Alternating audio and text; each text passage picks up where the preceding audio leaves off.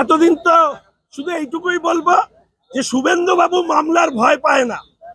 হিন্দুদের উপরে যে আক্রমণ হয়েছে, শুভেন্দু বাবু মামলার থেকেও অনেক বড় বড় আক্রমণের শিকার। ফলে মামলা করে শুভেন্দু বাবুকে থামানো যাবে না। আর শুনলাম নাকি কংগ্রেসের এক নেতা তিনি নাকি এফআইআর করেছেন। আমি তাকে অনুরোধ করব, কংগ্রেসের ওই নেতা যখন হিন্দুদের কেটে ভাগীরথীতে ভাসিয়ে দেবার কথা বলে, তখন তো তার ধর্মনিরপেক্ষতার কথা মাথায় আসে না, তখন তো তার এত বড় বড় এফআইআর করবার কথা মানে আসে না। আসলে এক চোখা এই কংগ্রেস এবং তার সাথে বামেরা।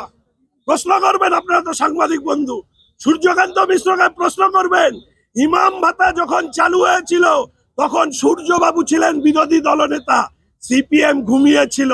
আজকে যারা ইমাম ভাতা চালু করে এই রাজ্যে রেড রোডের নামাজে উপস্থিত হয়ে মমতা ব্যানার্জি হচ্ছে এই রাজ্যে রাজনীতিতে ধর্মের অনুপ্রবেশ ঘটিয়েছে। এবং আমি আপনাদেরকে বলে দিচ্ছি, সিপিএম হচ্ছে এই রাজ্যে তৃণমূলের এজেন্ট।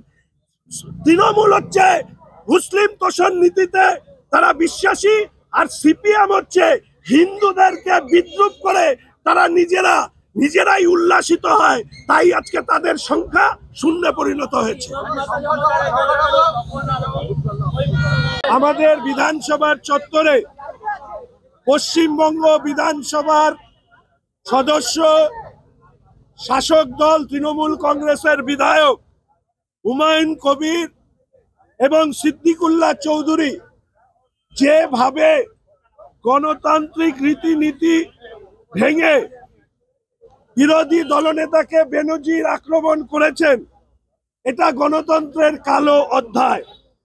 সরাসরি দৈহিক আক্রমণ করবার মতন শব্দবন্ধ, ঠুসে দেব, ঠ্যাং ভেঙে দেব, এই শব্দবন্ধর মধ্যে দিয়ে শাসকের হিংস্র আচরণ প্রকাশ পেয়েছে। বিধানসভায় মুখ্যমন্ত্রী ধর্ম নিরপেক্ষতার মুখোশের আড়ালে তোষণের রাজনীতি যেভাবে করেন, তারই ফলে ওনার এই বিধায়করা এই ধরনের কথা বলেন।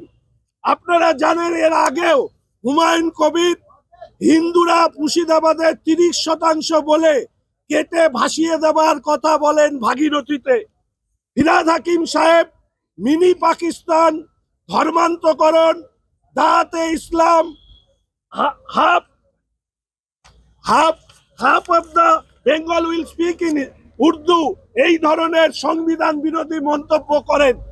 সিদ্দিকুল্লাহ চৌধুরী বলেন জন্মহার এমন ভাবে বাড়াতে হবে যাতে জনসংখ্যায় আমরা ছাপিয়ে যেতে পারি। একটিরও প্রতিবাদ করেননি মাননীয় মুখ্যমন্ত্রী। মাননীয় মুখ্যমন্ত্রীকে যখন আমি এই প্রশ্ন করি, উনি বলেন আমি ঘরের ভেতরে বকে দিয়েছি, এটা দলীয় ব্যাপার, হিন্দুদেরকে আক্রমণ করা হবে। আপনার মুসলিম বিধায়করা এই ধরনের কথা বলবেন আর আপনি ওনাদেরকে ঘরের মধ্যে বকবেন, এটা কি কখনো কাম্য হতে পারে? মাননীয় মুখ্যমন্ত্রীকে অনুরোধ করব, আগে ওনাদেরকে বলুন প্রকাশ্যে পশ্চিমবঙ্গের জনগণের কাছে হুমায়ুন কবির, ফিরহাদ হাকিম, সিদ্দিকুল্লাহ চৌধুরী, হামিদুল রহমানের মতন বিধায়করা যেন প্রকাশ্যে পশ্চিমবঙ্গের মানুষের কাছে ক্ষমা চান। তবে ওনাদের রহিম বক্সির মতন লোকেদের প্রকাশ্যে ক্ষমা চাইতে হবে। তবে ওনারা ক্ষমা চাইবেন কি? প্রথমে তো মমতা ব্যানার্জিকে ক্ষমা চাইতে হবে। রেড রোডের নামাজের অনুষ্ঠানে তিনি গিয়ে, ধর্মীয় অনুষ্ঠানে গিয়ে তিনি মুসলিম সংখ্যালঘু ভাইদেরকে বলেছেন বিজেপির বিরুদ্ধে ভোট দেবার জন্য। আমরা সব সময় কথা বলছি যে পশ্চিমবঙ্গের যে পরিস্থিতি তৈরি হয়েছে তার জন্য দায়ী হচ্ছে একমাত্র মমতা ব্যানার্জি। তিনি মুসলমানদের থেকেও বেশি মুসলমান হতে চাইছেন।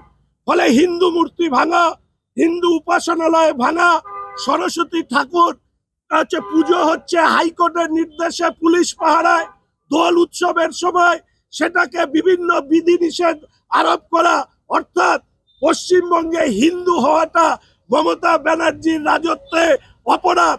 তাই আমাদের মাননীয় বিরোধী দলনেতা বলেন এটা হচ্ছে জামাতের সরকার চলছে।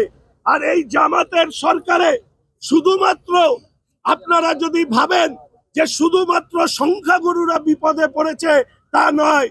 পিছিয়ে পড়া সংখ্যা যারা মুসলিম সংখ্যালঘুরা আছেন, তৃণমূল কংগ্রেসের অপরাধ মনস্ক দুর্নীতিগ্রস্ত যে বাহুবলী মুসলিম নেতাদের স্বর্গ রাজ্য বানিয়ে এই পশ্চিমবঙ্গটাকে নরকে পরিণত করেছে এই মমতা ব্যানার্জি।